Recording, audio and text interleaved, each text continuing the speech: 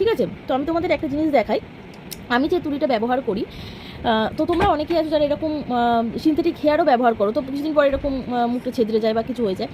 তো আমি যে তুলিটা মেনলি ইউজ করি সেটা হচ্ছে ইন্দ্রনীলের। দেখো, ইন্দ্রনীলের 000। অনেকে তো অনেক কিছু সাজেশান দেয়, অনেক মেকআপ আর্টিস্ট। তো আজকে আমি একটা তোমাদের সাজেশান দিলাম, আশা করি তোমাদের খুব উপকারে লাগবে। কারণ আমি যে তুলিটা ইউজ করি সেই তুলিটা এতটাই সুন্দর। তো তোমরাও যদি মানে চাও, তাহলে তোমরাও এরকম যে দোকান থেকে কেনো তাদেরকে একবার বলে দেখতে পারো যে এরকম ইন্দ্রনীলের তুলি এনে দিতে। আর এই তুলিটা আমি একটা কিন্তু বুক স্টল থেকে কিনেছি, সেটা যারা নৈহাটিতে থাকে তারা ভালোভাবে চিনবে হয়তো, যে কৃষ্টি বলে একটা দোকান আছে। সেটা হচ্ছে বড়মার মন্দিরের ঠিক অপোজিটে যে রাস্তাটা আছে, সেই রাস্তা দিয়ে চলে আসলে যুব সংঘ ক্লাবের ঠিক অপোজিটে এই দোকানটা। আমি দোকানের ঠিকানাটাও তোমাদের বলে দিলাম।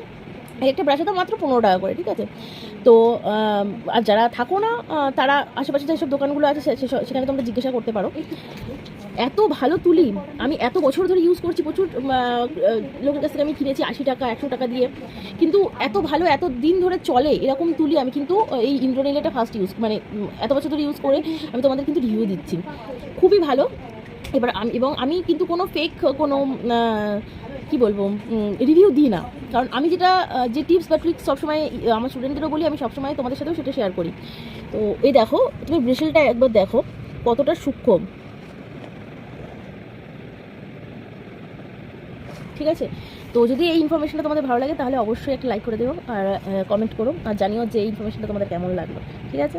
Thank you.